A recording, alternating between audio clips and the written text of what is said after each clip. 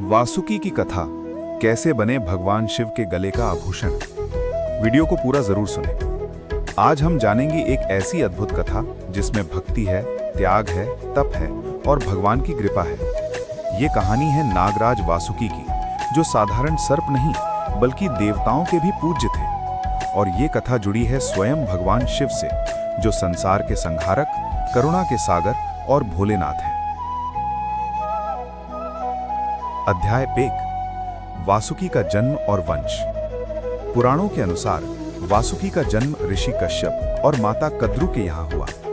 उनके भाई थे शेषनाग, तक्षक और अनेक अन्य नाग। लेकिन वासुकी का स्वभाव अलग था। जहाँ अन्य नाग शक्ति और प्रतिशोध में विश्वास रखते थे, वहीं वासुकी के हृदय में भक्ति थी।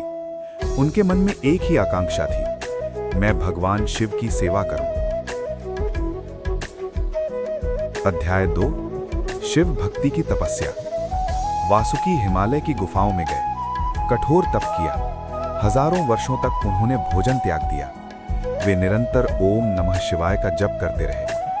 उनकी तपस्या से प्रसन्न होकर एक दिन भयंकर प्रकाश प्रकट हुआ, और उस प्रकाश से प्रकट हुए स्वयं महादेव।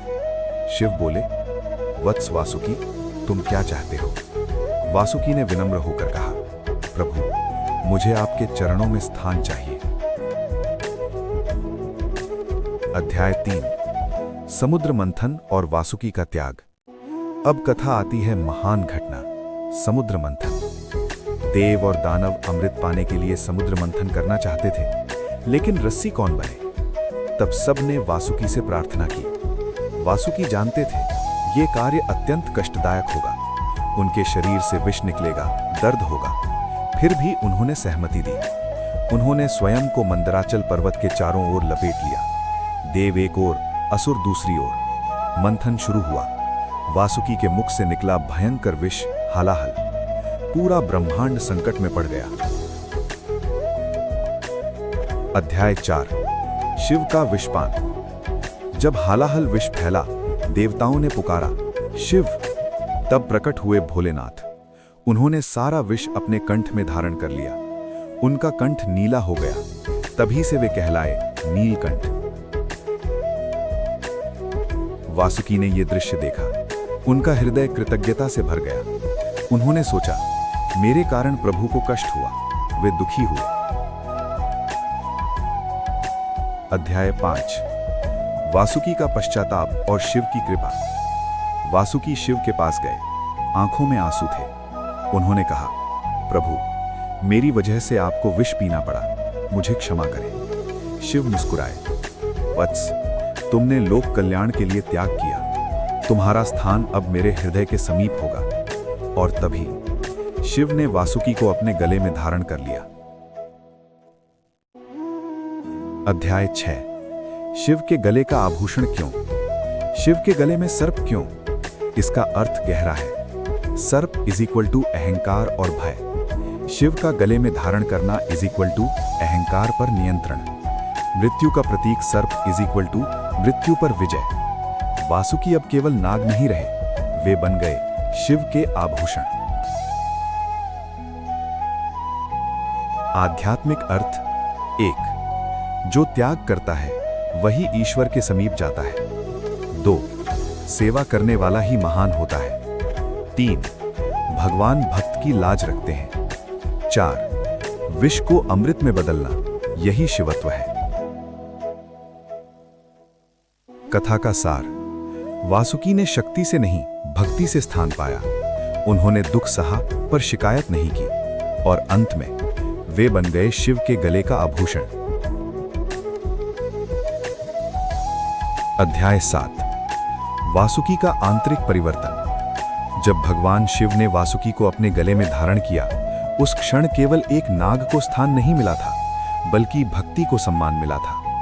वासुकी ने अनुभव किया कि उनका शरीर अब केवल सर्प का शरीर नहीं रहा, उनके भीतर एक दिव्य ऊर्जा प्रवाहित हो रही थी। शिव बोले, वत्स, जो अपने कष्ट को लोक कल्याण के लिए सह लेता है, वही सच्चा योगी है। अध्याय 8, कैलाश पर वासुकी का जीवन। कैलाश पर्वत, जहां शांति है, समाधि है और अनंत शक्ति का वास है। अब वासुकी वहीं निवास करने लगे। वे सदा शिव के कंठ में विराजमान रहते।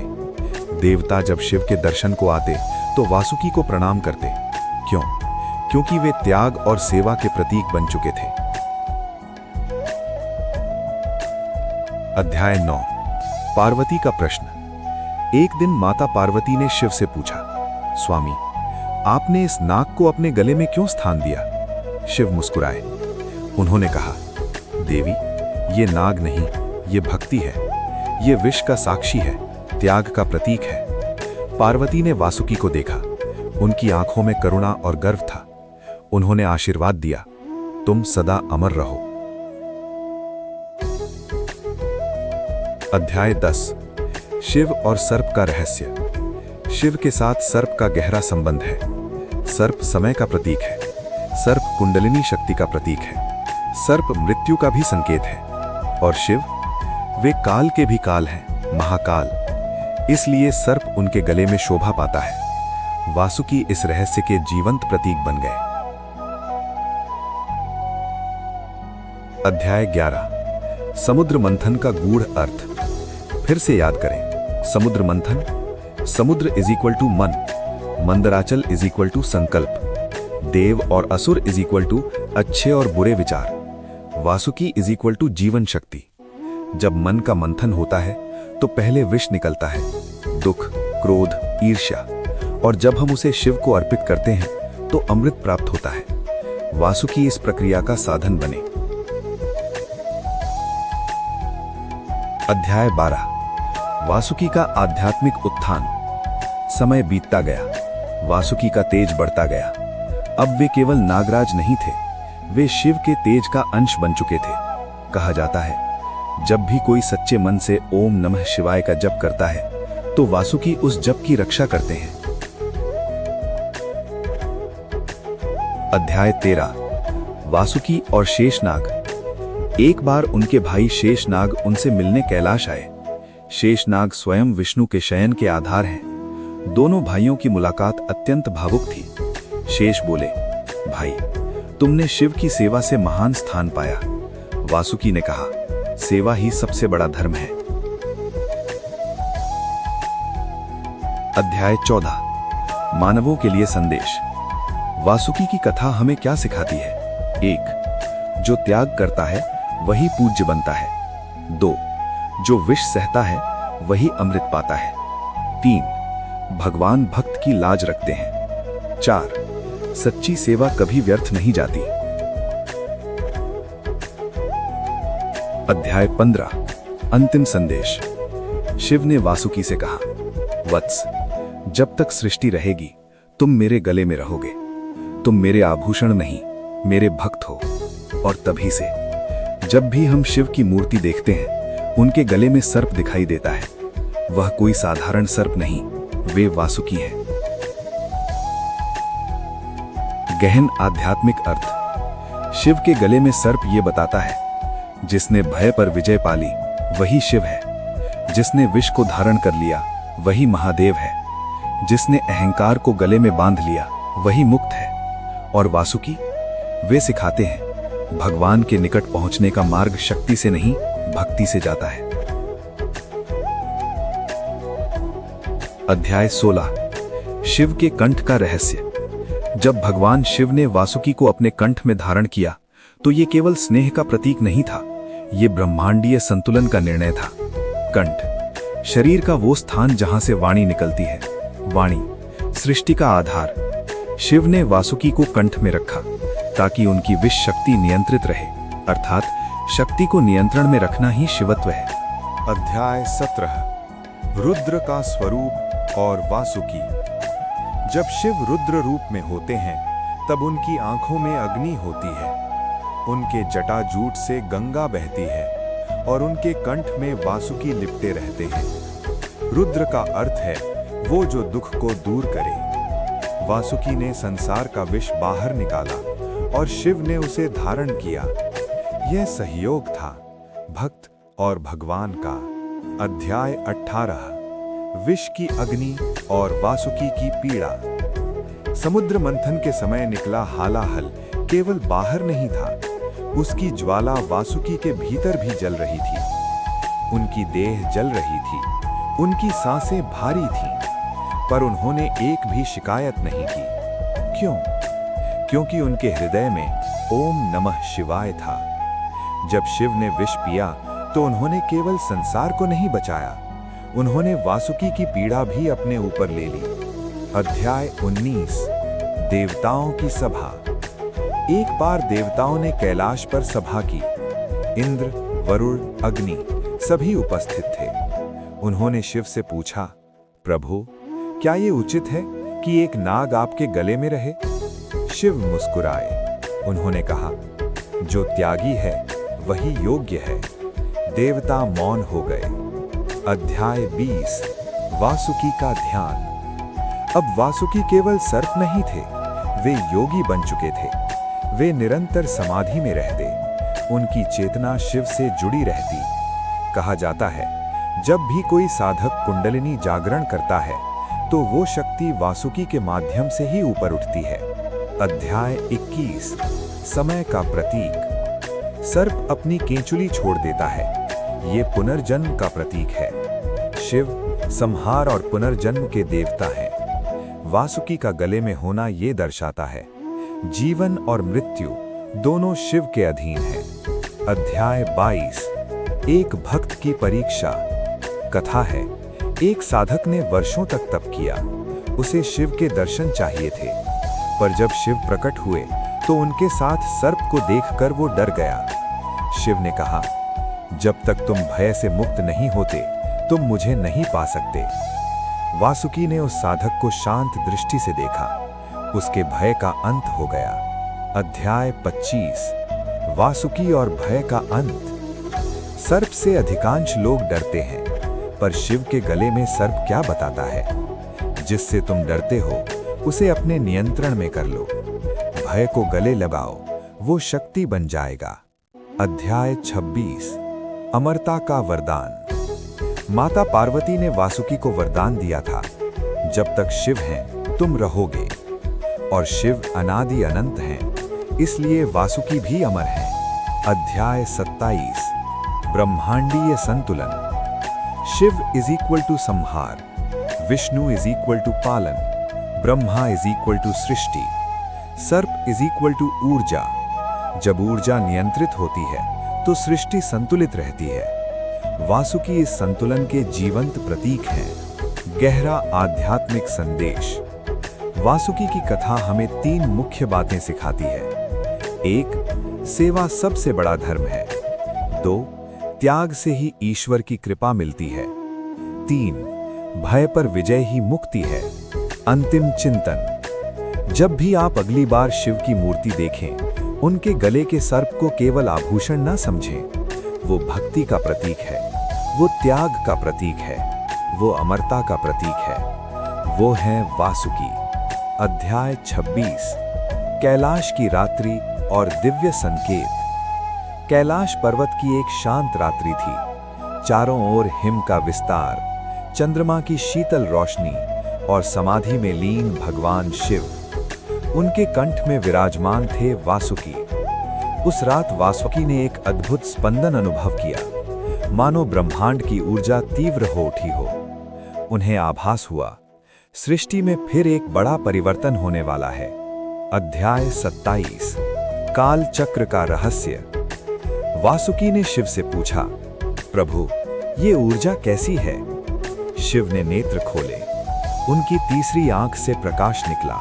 उन्होंने कहा, वत्स, ये काल चक्र का संकेत है। जब जब संतुलन बिगड़ता है तब तब परिवर्तन आता है। सर्प समय का प्रतीक है और वासुकी अब समय के प्रवाह को समझने लगे थे। अध्याय 28 समुद्र मंथन की स्मृति। उन्हें फिर स्मरण हुआ समुद्र मंथन का वो क्षण, जब उनके शरीर से विष निकला था, जब समस्त लोक भयभीत था, जब शिव ने विष को धारण कर संसार बचाया। वासुकी ने महसूस किया, वो घटना केवल अमृत पानी के लिए नहीं थी, वो आत्मा के शुद्धिकरण का प्रतीक थी। अध्याय 29 माता पार्वती का वरदान।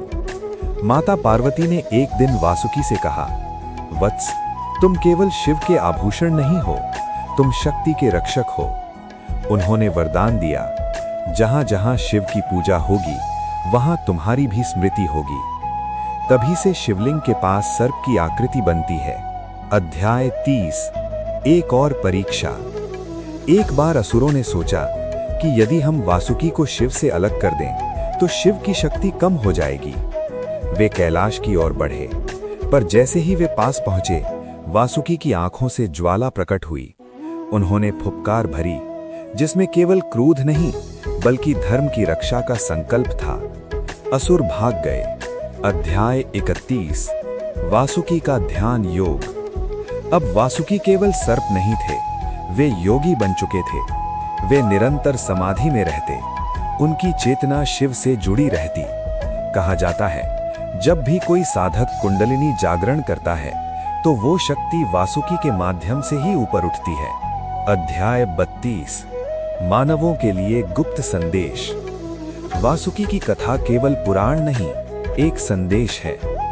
सर्प इज इक्वल टू कुंडलिनी शक्ति, शिव का कंठ इज इक्वल टू जागृत चेतना।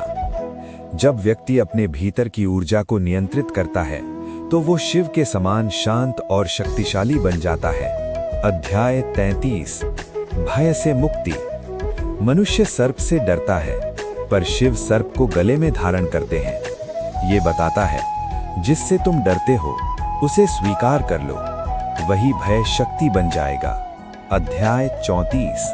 अंतिम परिवेक्षण। एक बार शिव ने कहा, वत्स वासुकी, जब जब कलयुग में अंधकार बढ़ेगा तुम भक्तों की रक्षा करोगे। वासुकी ने प्रणाम किया।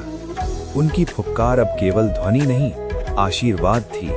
अध्याय 35। शिवत्व की प्राप्ति। समय के साथ वासुकी पूर्णतः शिवमय हो गए।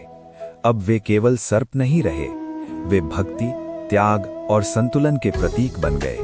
भाग 4 का सार। वासुकी की कथा हमें सिखाती है, त्याग से बड़ा कोई आभूषण नहीं। भय को जीतना ही शिवत्व है।